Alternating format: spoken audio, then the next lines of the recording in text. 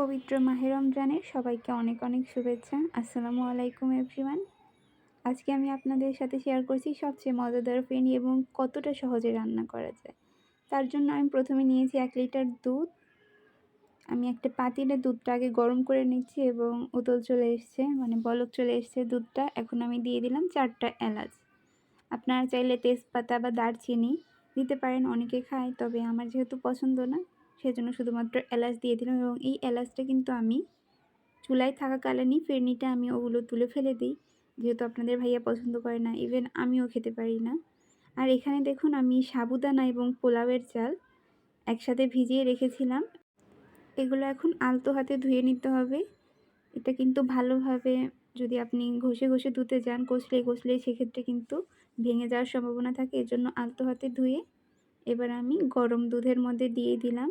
এখন একটু অনবরত নাড়তে হবে যাতে নিচে দলা পাকিয়ে না যায়। এবং মাত্র 3টা উপকরণে আপনি এই ফিরনিটা রান্না করতে পারবেন এবং খেতে কিন্তু একদমই বেস্ট। আপনার যে কোনো রেস্টুরেন্টের চাইতে অনেক বেশি মজাদার এবং হেলদি।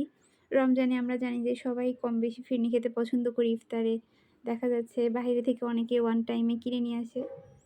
তার থেকে আপনি যদি বাসায় একটু রান্না করে রাখেন, আপনি অন্তত দেখা যাচ্ছে যে 4 দিন বা 5 দিন খেতে পারবেন প্রিজার্ভ করে। নরমালে রাখলে এটা সাধারণত 4-5 দিন ভালো থাকবে। আপনারা এটা ছোট ছোট বাটিতে রেখে দিতে পারেন। দেখুন আস্তে আস্তে নাড়তে নাড়তে একদম ঘন হয়ে আসছে। এখন দিয়ে দিচ্ছি আমি চিনি। চিনি দিয়ে দিলাম এখানে 1 কাপ পরিমাণে। এবার ভালোভাবে চিনিটা মিশিয়ে নিতে হবে। চিনি দেওয়ার পর হালকা একটু পানি ছেড়ে দিবে, তাই আমাদেরকে অল্প আছে আরও বেশ কিছুক্ষণ নেড়ে রান্না করতে হবে। ঘন হয়ে গেলে আমরা নামিয়ে নিব। আপনারা চাইলে আপনাদের টেস্টের জন্য একটু সামান্য পরিমাণে একটু লবণ দিতে পারেন। অনেকে লবণ খায় মিষ্টি জিনিসে, মিষ্টি যে খাবারগুলো আছে অনেকে লবণ দিতে পছন্দ করে, অনেকে পছন্দ করেন না, এটা আপনাদের ইচ্ছা। দেখুন একদম ঘন হয়ে আসছে আর সাবুদানাগুলো দেখতে খুবই লোভনীয় লাগছিল।